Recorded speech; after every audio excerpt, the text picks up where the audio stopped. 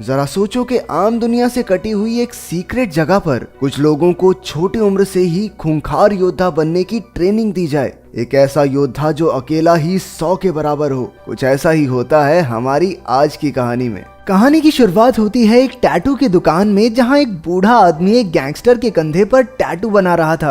अचानक गैंगस्टर के चेले ने उसे एक लिफाफा दिया जिसमें से काली रेत बाहर निकली। उन गुंडों को इसका मतलब नहीं पता था, लेकिन उसे देखते ही वो बूढ़ा आदमी वहीं जमा का जमा रह गया। उसने बताया कि काली रेत का मतलब है कि दुनिया के सबसे खतरनाक निंजा आने वाले हैं। कई साल पहले उसका सामना इन योद्धाओं से हुआ था और वो जानता है कि ये कितने खूंखार होते हैं। फिर उसने अपनी छाती का बरसों पुराना घाव दिखाया। असल में इस बूढ़े आदमी का दिल दाईं तरफ है और यही कारण था कि वो निंजा के उस वार से बच गया था। अचानक एक आदमी का सर धड़ से अलग हो गया और चारों तरफ डर का माहौल फैल गया। तभी छत से एक तार गिरी और उसने एक आदमी को ऊपर खींच लिया। जब वो वापस आया तो उसके शरीर के टुकड़े हो चुके थे। ये निंजा हमेशा अंधेरे में छिपकर वार करते थे और एक ही पल में उन्होंने वहां खून की नदियां बहा दी। जब सब मर गए तो निंजाज अंधेरे से बाहर निकले। इसके बाद हमें जापान की ओजुनु पीढ़ी की कहानी बताई गई। ये खूंखार निंजाज की पीढ़ी है जिनका सरदार है लॉर्ड ओजुनु। ये लोग दुनिया भर से बच्चे इकट्ठा करते हैं और कड़ी ट्रेनिंग के बाद उन्हें निंजा बनाया जाता है। इन निंजाज के बारे में दुनिया के सभी बड़े लोग जानते हैं, लेकिन आम जनता को इनकी कोई भनक नहीं। कोई भी इन्हें 100 किलो सोना देकर किसी का भी कत्ल करवा सकता है। ओजुनु पीढ़ी सदियों से अंधेरे में काम करती आ रही है। बताया जाता है कि रशियन प्रेसिडेंट और जापान के प्रधानमंत्री की मौत के पीछे भी इनका ही हाथ था। एक दिन लॉर्ड ओजुनु राइजो नाम के एक बच्चे को वहां लाए। उसके माँ बाप ने उसे लावारिस छोड़ दिया था, इसलिए ओजुनु उसे अपने साथ ले आया। ओजुनु को मन ही मन में लगा कि ये बच्चा आगे चलकर इस पीढ़ी का सरदार बनेगा। इसी वजह से उसकी काफी सख्त ट्रेनिंग होने लगी। 10 साल की उम्र तक उसके शरीर पर कई घाव थे जो उसे गलतियों की सजा के तौर पर मिले थे। उनके मुताबिक एक निंजा को हमेशा छिपकर रहना चाहिए, इसलिए राइजो को लकड़ी की जमीन पर चलवाया जाता और अगर हल्की सी आवाज भी हुई तो ओजुनु उसके पैर पर जोर से वार करता। रात को वो दर्द की वजह से सो तक नहीं पाया, लेकिन तभी किरिको नाम की एक लड़की ने आकर उसके घाव पर मरहम लगाई। वो भी उसकी तरह निंजा ट्रेनिंग ले रही थी। वहाँ सबको सिखाया जाता था कि किसी भी तरह के इमोशंस को अपने अंदर से निकाल कर फेंक दो, लेकिन किरिको सबसे अलग थी। उसे लोगों को मारना बिल्कुल गलत लगता था। जैसे जैसे वक्त बीतता गया राइजो और किरिको बड़े होते गए, लेकिन दोनों में कोई खास बातचीत नहीं हुई। वो दोनों सिर्फ दूर से ही एक दूसरे को देखते थे। राइजो अब ओजुनु पीढ़ी का सबसे काबिल निंजा बन गया था, लेकिन अपने सीनियर ताकेशी का सामना करते हुए वो हार गया क्योंकि ताकेशी ने धोखे से वार किया था। उसे बचाने की जगह ओजुनु ने राइजो को ही कमजोर कहकर बेइज्जत कर दिया। उसने राइजो के पेट में अपनी उंगलियों से जोरदार वार किया और वो बेचारा दर्द से करहाने लगा। अगली सुबह ओजुनु ने देखा कि राइजो फिर से ट्रेनिंग के लिए तैयार था। उसकी लगन देखकर ओजुनु काफी खुश हुआ। जल्द ही राइजो ने अपने सारे विरोधियों को आंख बंद करके भी हरा दिया, लेकिन किरिको को वहां की मारा मारी अब भी पसंद नहीं थी। राइजो अक्सर उसे समझाता था कि अगर ओजुनु को पता चल गया तो वो किरिको का दिल निकाल लेगा। फिर किरिको ने कहा, लेकिन मेरा दिल तो तुम्हारे पास है, तो कोई कैसे निकालेगा? एक दिन किरिको को चाकू से किसी को मारने का टास्क मिला। जब किरिको से ये नहीं हुआ तो ओजुनु ने उसके चेहरे पर चाकू मारकर उसे पिंजरे में बंद कर दिया। रात को राइजो छिपकर उससे मिला और उसे पानी पिलाया। कुछ दिन बाद एक रात को किरिको दीवार फांदकर भागने लगी। उसने राइजो को भी अपने साथ बुलाया, लेकिन राइजो ओजुनु के लिए वफादार रहा। आखिरकार वो पकड़ी गई और अब उसे मौत की सजा होनी थी। ताकेशी ने सबके सामने उसके दिल पर वार करके उसे मार डाला। उस दिन राइजो के अंदर भी कुछ मर गया, लेकिन वो फिर भी ओजुनु से जुड़ा रहा। इसके कुछ साल बाद बर्लिन में मीका नाम की एक लड़की को निंजाज के होने के कुछ सबूत मिले। इन सबूतों को लेकर वो अपने बॉस मैस्लो के पास पहुंची, लेकिन मैस्लो ये मानने को तैयार नहीं था कि ऐसे निंजाज मौजूद हैं जिनके बारे में सिर्फ बड़े लोग ही जानते हैं।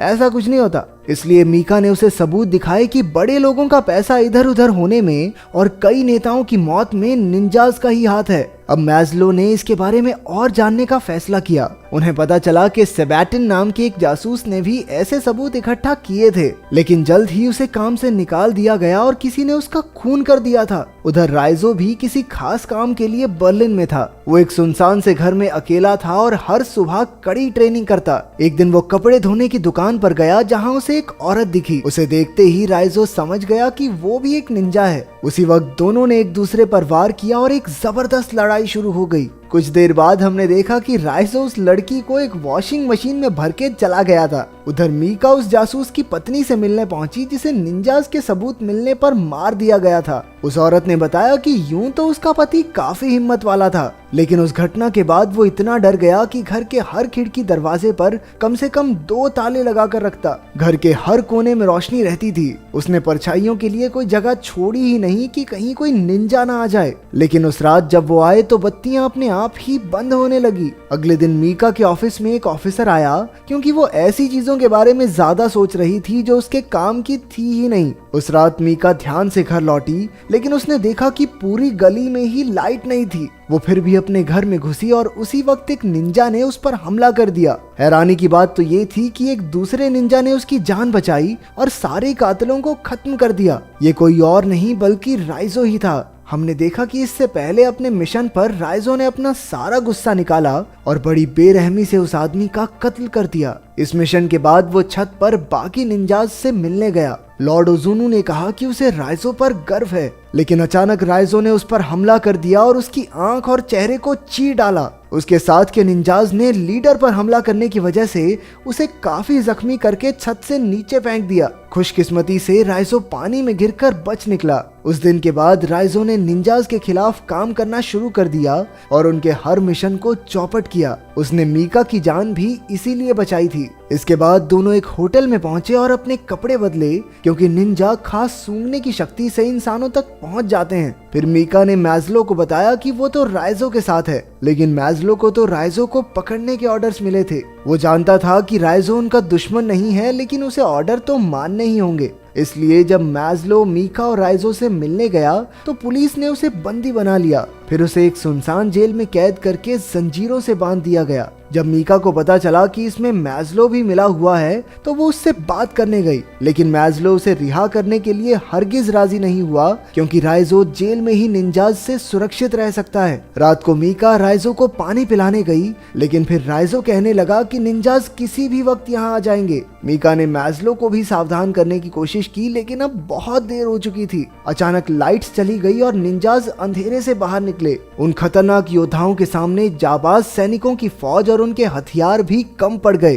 तभी मीका ने राइजो की जंजीरें खोलकर उसे रिहा कर दिया। फिर उसने निंजाज का मुकाबला करते हुए मीका को भाग जाने को कहा। हालांकि राइजो ओजुनु पीढ़ी का सबसे बेहतरीन निंजा था, लेकिन इतने सारे निंजाज को एक साथ संभालना उस पर भी भारी पड़ रहा था। अंत में राइजो और ताकेशी लड़ते हुए सड़क पर पहुंच गए। ताकेशी अपनी तलवार से राइजो का काम तमाम करने ही वाला था कि मीका ने पीछे से अपनी गाड़ी से उसे टक्कर मार दी। फिर वो राइजो को होटल में ले आई। हालांकि राइजो काफी जख्मी था, लेकिन वो डॉक्टर के पास जाने को राजी नहीं हुआ। मीका कमरे में बेहोश पड़े राइजो के पास बैठ गई। मीका ने अपनी जान बचाने के लिए राइजो का शुक्रिया अदा किया। फिर उसने एक ट्रैकिंग डिवाइस निकाला जिससे मैज़लो को उसकी लोकेशन का पता चल जाए, लेकिन पुलिस के आने से पहले ही निंजाज आ गए और राइजो को उठाकर ले गए। जब पुलिस पहुंची तो वहां सिर्फ मीका थी। उसने बताया कि 10 मिनट पहले ही वो लोग राइजो को वहां से ले गए। उधर राइजो को लॉर्ड ओजुनु के सामने पेश किया गया। उसने राइजो को माफी मांगने का आखिरी मौका दिया,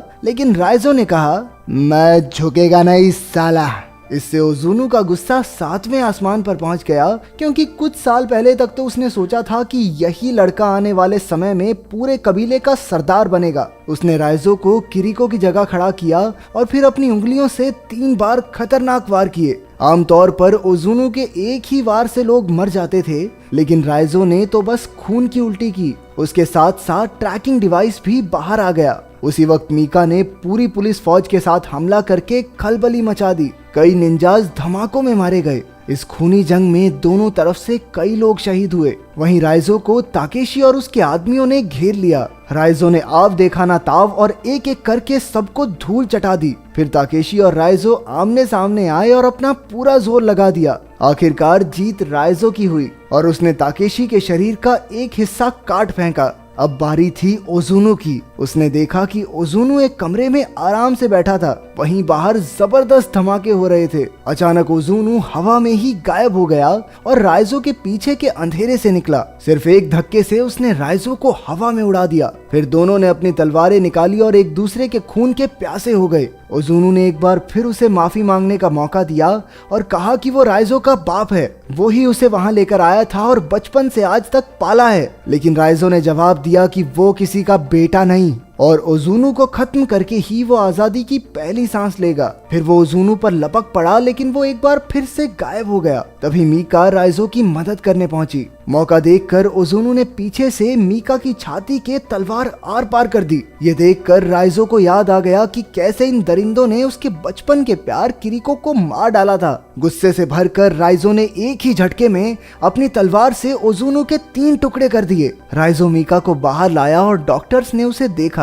पता चला कि मीका का दिल दरअसल दाईं ओर है, इसलिए वो बच जाएगी। आखिरकार राइजो ने एकेडमी की दीवार फांदी और वैसा ही किया जैसा किरिको चाहती थी। इस तरह वो किरिको को अपने दिल में बसाए वहां से चला गया। क्या तुमने किसी को सच्चे दिल से चाहा है? और अगर हाँ तो तुम्हारा प्यार मुकम्मल हुआ या नहीं, कमेंट्स में जरूर बताना।